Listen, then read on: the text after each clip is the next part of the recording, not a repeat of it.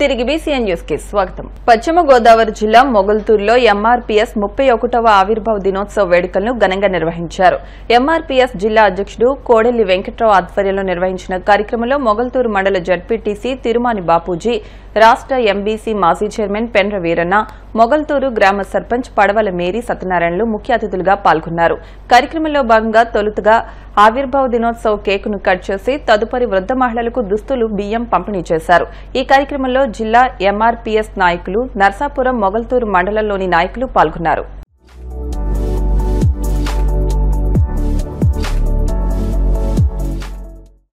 కార్యక్రమానికి నిమిత్తం పూనుకుని గుడాల సత్యబాబు గారు, అలాగే శైలు గారు, అలాగే బాలం దాల్సి గారు, ఏగి బాబీ గారు, అలాగే వర్ధం సుధాకర్ గారు, మరి వీళ్ళందరూ కూడా మంచి సపోర్ట్ ఇచ్చి వారి యొక్క సహకారంతో ఇవన్నీ కూడా సమకూర్చి మరి ఇక్కడ ఉన్నవంటి నా తల్లి లాంటి వాళ్ళందరూ కూడా ఇవ్వాలనే ఉద్దేశంతో మనందరూ కూడా పిలిచి మరి ఇవ్వడం జరుగుతుంది. అనేది అందరూ అనుకుంటారు కులం కోసం లేకపోతే వర్గం కోసం పుట్టిందని. ప్రజలు సమాజంలో జరుగుతున్నటువంటి అసమానతల మీద పనిచేయడం కోసం మాదిగ రిజర్వేషన్ పోరాట సమితి అనేది మొట్టమొదటిగా ఈదుమూడు అనే ప్రాంతంలో అక్కడ ఉన్నటువంటి కూచురుపాటి బెమ్మయ్య గారు గాని, కొమ్మూరు కనకారావు గారు గాని, అలాగే డొక్కా మాణిక్యవర ప్రసాద్ గారు గాని, అలాగే పిల్లి మాణిక్యాలరావు గారు గాని, కృపాకర మాదిక్ గాని, వారందరితో పాటు మందకృష్ణ మాదిక్ గారు అక్కడికి వెళ్లి అంతకు ముందు దళిత ఉద్యమాల్లో పనిచేస్తూ అనేక పోరాటాల మీద పనిచేస్తున్నప్పుడు వీళ్ళందరూ కూడా ఒక ఐక్యతగా మాదిగ రిజర్వేషన్ పోరాట సమితి అనేది ఒకటి పెడదాం, ఈ సమాజంలో అసమానతల మీద పనిచేద్దామని చెప్పి ఆ రోజు నుంచి అనేక ఉద్యమాల కారణంగానే ఈ రోజు దళితులకి ఇవాళ కొన్ని హక్కులు రావడానికి కానీ, నిన్న ఎస్సీ/ఎస్టీ అట్రాసిటీ యాక్ట్ తీసివేయాలని చెప్పి కేంద్ర ప్రభుత్వం ఒక దుర్మార్గమైన నిర్ణయం తీసుకుంటే ఈ పెద్దలందరూ కూడా కలిసి ప్రధాన కారణం మాదిగ రిజర్వేషన్ పోరాట సమితి ఆధ్వర్యంలో జరిగిందనే విషయాన్ని సందర్భంగా తెలియపరుస్తా ఉన్నా. అంతేకాదు అనేక పోరాటాలు ఇవాళ వికలాంగులకు కానీ, గుండె ఆపరేషన్ చేయడానికి ఆరోగ్యశ్రీ కానీ రావడానికి అనేక పోరాటాలు మాదిగ రిజర్వేషన్ పోరాట సమితి. మాదిగ రిజర్వేషన్ పోరాట సమితి 30 సంవత్సరాలు అయిన సందర్భంగా మొన్నే నరేంద్ర మోడీ గారు ఆర్డర్ కూడా తీసుకోవటం, లేకపోతే సుప్రీంకోర్టు ఆర్డర్ అవటం వివిధ వాదాల్లో జరుగుతూ ఉంది. ఏదేమైనప్పటికీ మాదిగ రిజర్వేషన్ పోరాట సమితి అనేది వచ్చిన తర్వాత ప్రతి సామాజిక వర్గానికి చెందిన వ్యక్తి కూడా నేను మాదిగా లేదు, నేను ఫలానా కులస్తుని చెప్పుకునే దమ్ము ధైర్యం రావడానికి అది ప్రధాన కారణం మాదిగ రిజర్వేషన్ పోరాట సమితి అనే విషయాన్ని ఈ సందర్భంగా తెలియపరుస్తూ ఈ ఉద్యమాన్ని మరింత ముందుకు తీసుకెళ్లాలి. మరింత సామాజిక కోణాల్లో ఆలోచించేసి, మేధాపరమైన ఆలోచనలు చేసి, ఎవరిని కించపరిచే విధంగా కానీ లేదా ఎవరిని వ్యతిరేక విధంగా కాకుండా సామాజిక కోణంలో మరింత ఉద్యమాన్ని ఎదురు తీసుకెళ్లవలసిందిగా హృదయపూర్వకంగా.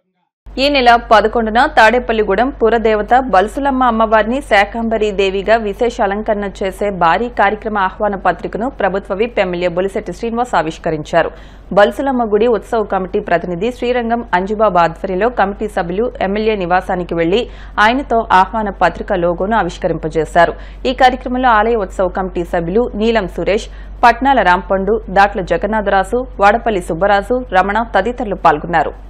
రేపు శుక్రవారం రోజు బల్సులమ్మ తల్లికి శాకంబరీదేవి అవతరణ అలంకరణ జరుగుతుంది.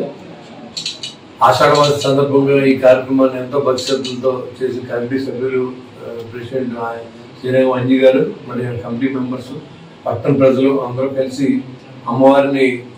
అమ్మవారి యొక్క ఆశీస్సుల కోసం మరి అందరూ చేసే ఈ కార్యక్రమాన్ని అందరూ అటెండ్ అయ్యి దిగ్విజయం చేయవలసిందిగా నేను కోరుతా ఉన్నా.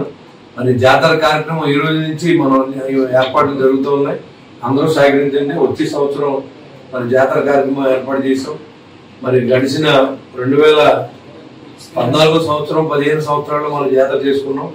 మళ్ళీ మనం జాతర చేసే అవకాశం అమ్మవారు మనకి ఇచ్చింది. మరి ఆ రోజు పండుగ వాతావరణం ఉండాలి, అందరూ సహకరించవలసిందిగా నేను కోరుతా ఉన్నా.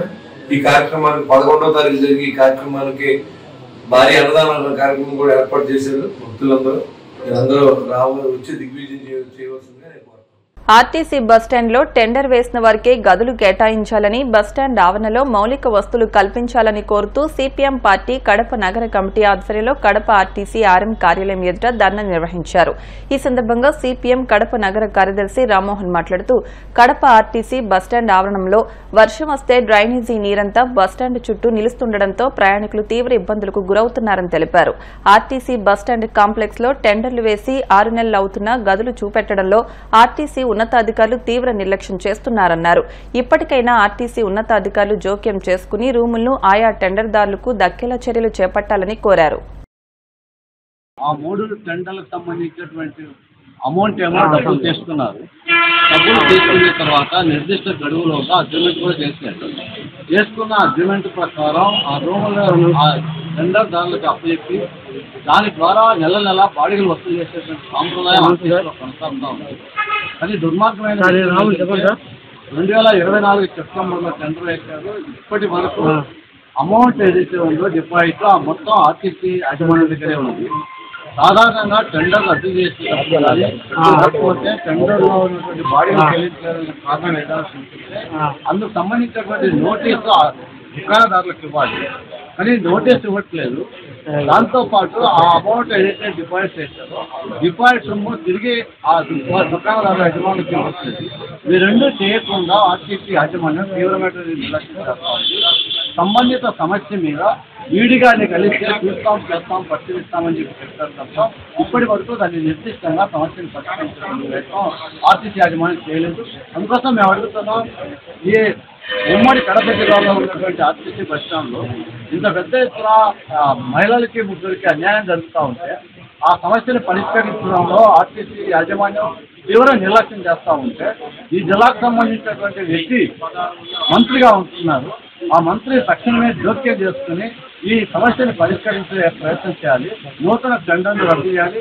గతంలో టెండర్ వేస్తున్నటువంటి వాళ్ళకే ఈ దుకాణాలను ఇప్పటి వరకు చూపించలేదు కాబట్టి ఆ రకంగా చూపించి వాళ్ళ ద్వారా నెల నెల బాడీలు వసూలు చేసేటువంటి ప్రయత్నం ఆర్టీసీ యాజమాన్యం చేయాల్సిన కాబట్టి ఇది మేము ప్రధానంగా డిమాండ్ చేస్తాం. ఇంకొక విషయం ఏంటంటే ఆర్టీసీ బస్ స్టాండ్ ఈ రాయలసీమకు నడిబొట్టులో ఉన్నటువంటి జిల్లా కడప జిల్లా కేంద్రంలో ఆర్టీసీ బస్ స్టాండ్ చూస్తే చాలా అద్భుతమైనటువంటి పరిస్థితి వస్తుంది. వర్షం వస్తే మురుగునీరు రోడ్డు మీద కనిపిస్తూ ఉంది. ప్రజలు కానీ వాహనాలు కానీ లోపలికి వెళ్ళేటువంటి పరిస్థితి లేదు. దీని కారణంగా మురికి వాసన వచ్చేటువంటి పరిస్థితి ఉంది. ప్రజల ఆరోగ్యం మీద ప్రభావం చూపేటువంటి అవకాశం ఉంది. ఇదే కాకుండా గతంలో సైడ్ కాలువ తీశారు. వరద కాలువ తీసినప్పుడు దుకాణదారులు ఒక విజ్ఞప్తి చేశారు. ఏ విజ్ఞప్తి అంటే మాకు 2 నెలల్లో 3 నెలల్లో షాపులు మూసేయాల్సిన పరిస్థితి వచ్చింది. కాబట్టి మూసేయాల్సినటువంటి సందర్భంలో మేము బాడిగలు తగ్గించండి, ఇంత బాడిగ మేము కట్టలేమని చెప్పి అడిగితే దానికి సంబంధించినటువంటి ప్రపోజల్ ఇప్పటి వరకు పంపించేటువంటి ప్రయత్నం లేదు. ఈవెన్ మంత్రి కలెక్టర్ జోక్యం చేసుకునే సందర్భంలో మాత్రమే వీళ్ళు స్పందించేటువంటి ప్రయత్నం చేస్తున్నారు. కాబట్టి ఈ సమస్యలన్నీ పరిష్కారం చేయాలి. కోవూరు వైసీపీ మాజీ ఎమ్మెల్యే ప్రసన్న కుమార్ రెడ్డి ఇంటిపై గుర్తు తెలియని వ్యక్తులు దాడికి పాల్పడ్డారు. నెల్లూరులోని సావిత్రినగర్లో ఆయన ఇంటిపై దాడి జరిగింది. ఇంట్లో ఫర్నిచర్తో పాటు కారును పూర్తిగా ధ్వంసం చేశారు. ఈ దాడి సమయంలో ఇంట్లో లేని ప్రసన్న కుమార్ రెడ్డి విషయం తెలుసుకుని ఇంటికి చేరుకున్నారు.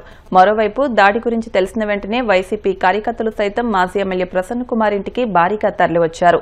నిందితులపై పోలీసులు కఠిన చర్యలు తీసుకోవాలని ఈ సందర్భంగా వైసీపీ కార్యకర్తలు డిమాండ్ చేశారు.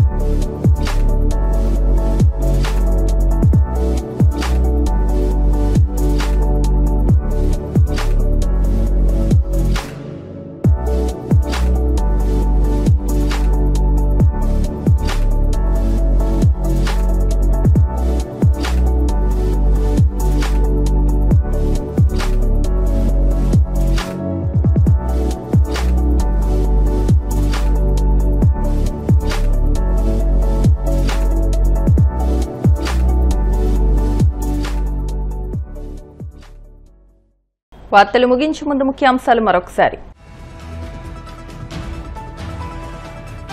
నెల్లూరులో వీఆర్ హైస్కూల్ ప్రారంభించిన మంత్రి నారా లోకేష్. సౌత్ ఇండియాలో ఇన్ని వసతులు ఉన్న స్కూల్ మరొకటి ఉండదేమో అని వ్యాఖ్య.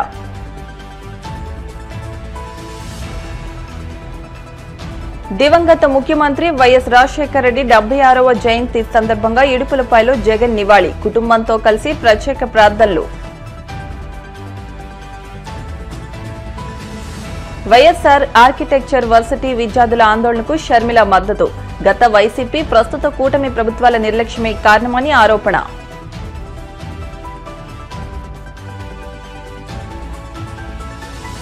వాడపల్లి వెంకన్న ఆలయంలో ప్రత్యేక పూజలు. మంగళ వాయిద్యాల నడుమ శ్రీ స్వామి అమ్మవార్లకు మేలుకొలుపు సేవ, ఐశ్వర్యలక్ష్మి హోమం.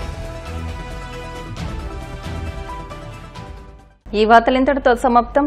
మరిన్ని వార్తల కోసం BCN digital YouTube channel, Facebook page ను ఫాలో అవ్వండి. అప్డేట్ వార్తల కోసం ప్లీజ్ సబ్స్క్రైబ్.